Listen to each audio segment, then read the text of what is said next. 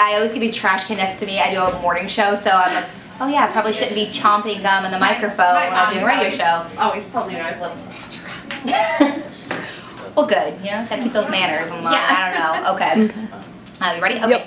Hey, it's Falen. We are hanging backstage at Mall of America, I guess I should say backstage, with Ree Drummond, the Pioneer Woman, and I'm only moderately freaking out, so that's good. That's good news. I fell in love with you the first time. I'm going to get the fawning out of the way first, and then we'll move on to ask the questions. Necessary. Okay, well, my mama made the sweet potato casserole, and one day I saw an episode of your show, and it was almost identical, and I thought, this is a woman I can get behind, you know? So anyway, I've watched your show ever since. Big fan.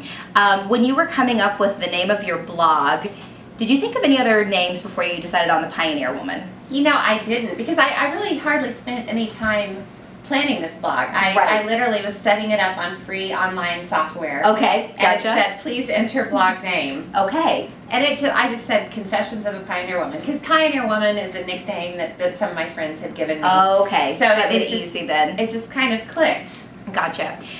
With the holidays coming up, do you remember when you were a little kid one toy you specifically wanted? Does one come to mind that sticks out? Baby Alive. Baby Alive. Do you remember? I do remember that. Did you actually get Baby Alive? I got Baby Alive, and she was gummed up within about 48 hours. Because you know you had to mix the food. Yeah. And then her mouth would move, and she'd actually swallow the food, and she stopped working. Oh. I think I overfed her. Well, you know, there's nothing wrong with, actually there is something terribly wrong with overfeeding a baby, I guess. I was going to go that direction. That's actually terrible. Usually they give you signs whether they're hungry or not. But probably true. Now, are you a real tree or fake tree kind of woman? I am a real tree woman. Okay, that's good. Call me crazy, but no, I love the smell. So, me too. And I love how it's every day.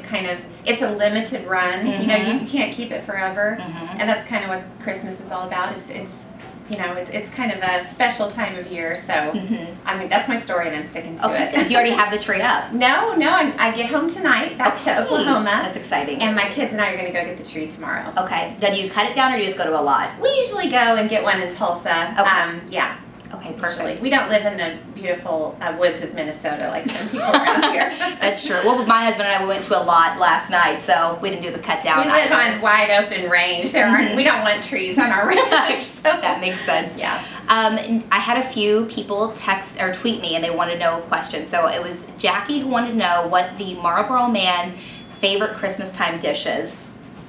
Prime rib. Okay, that's easy enough. Easy. That was easy enough. Lindsay wants to know, what is your favorite cookbook other than your own?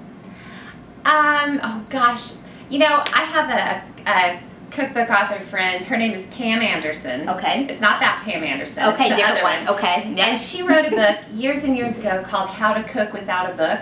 Okay. And it's just a clever, very bare-boned, but very practical, hands-on cookbook. Okay. It's really good for beginning cooks. That would be me. I am a terrible cook.